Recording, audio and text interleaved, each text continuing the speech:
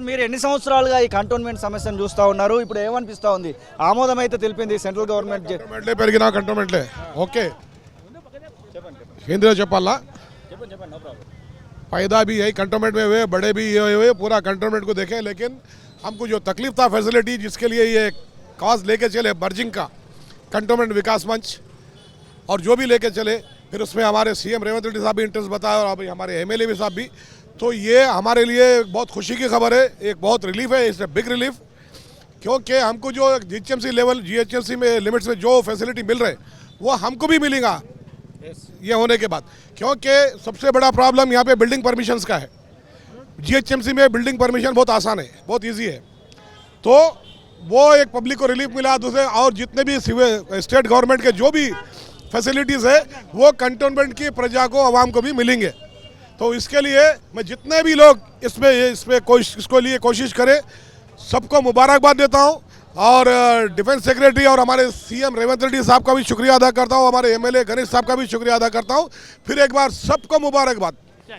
మీరు ఎన్ని సంవత్సరాలుగా ఉంటున్నారు? ఎలాంటి ఇబ్బందులు ఎదుర్కొన్నారు మీరు అక్కడ? నేను ఇక్కడ మేము పుట్టి పెరిగింది ఇక్కడ. నేను 1957లో పుట్టినాను. నాకు 67 సంవత్సరాలు.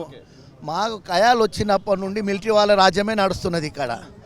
మా ఫైటింగ్ ఏంటంటే మా ఏబుల్ గారు, సంకీ రవీందర్ గారు, అదేవిధంగా మేమంతా వికాస్ మంచ్ అని కంటోన్మెంట్ వాళ్ళంతా ఒకటయ్యి, మా గుప్తా గారు, మధుకర్ గారు, ఇంకా చాలామంది వికాస్ మంచ్ వాళ్ళు. నేను ఒక డిప్యూటెడ్ ఎమ్మెల్యే కాంగ్రెస్ పార్టీ నుండి 99లో నేను ఎమ్మెల్యేగా పోటీ చేసిన. అదే మా ముఖ్యమంత్రి చొరవతోటి ఏదైతే రోడ్లు అయితే బంద్ చేసిరో అప్పుడు ఆయన ఎంపీ గారు ఉండి పార్లమెంట్లో కూడా ఎన్నోసార్లు కొట్లాడిండు, రోడ్ల గురించి కొట్లాడిండు. ఏవైతే మీ డిఫెన్స్ వాళ్ళు మూసివేస్తున్నారో అవి తెరవాలని ఎంతో కష్టపడ్డాడు. పార్లమెంట్లో కూడా దీన్ని వాదించినాడు. కాబట్టి ఏదైతే ఇప్పుడు ముఖ్యమంత్రి గారు అయితే ఏదైతే తీసుకున్నారో వికాస్ మంచ్ వాళ్ళు బాగా కష్టపడ్డారు. అందులో అంతా మేము కంటోన్మెంట్ మా నాయకులం ఉన్నాము, ఆల్ పార్టీస్ వాళ్ళం ఉన్నాం ఉండి ఇది మర్జ్ కావాలా. ఎందుకంటే ఇంత మొదలు నడిపించిన బోర్డు మెంబర్స్ ఎవరైతే ఉన్నారో అందరు దొంగలే, ఎవరు కొట్లాడలే, దొంగలు వాళ్ళు. ఏంది వాళ్ళ పబ్బం కట్టుకొని అక్రమ నిర్మాణాలు కట్టించారు.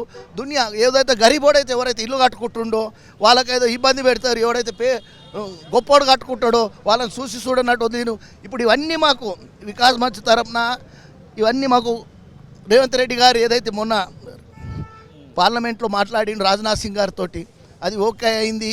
అదేవిధంగా ఎమ్మెల్యే గణేష్ గారు కూడా ఒత్తిడి బాగుండే ఆయన చొరవతోటి మా అందరి చొరవతోటి ఇది కంటోన్మెంట్కు రాజ్నాథ్ సింగ్ గారు ఒప్పుకున్నారు. నేను ఇంత మొదలే నరేందర్ రెడ్డి గారిని కలిసిన దేవుడు మీద అయిపోయింది అందరు సంతోషంగా ఉండారంటే చాలా ఆయన కూడా కృతజ్ఞతలు చెప్పి అదేవిధంగా ముఖ్యమంత్రి గారు కూడా కృతజ్ఞతలు చెప్పి అసలైన తొలి వెలుగు. ఫాలో వాట్సాప్ @తొలి వెలుగు official.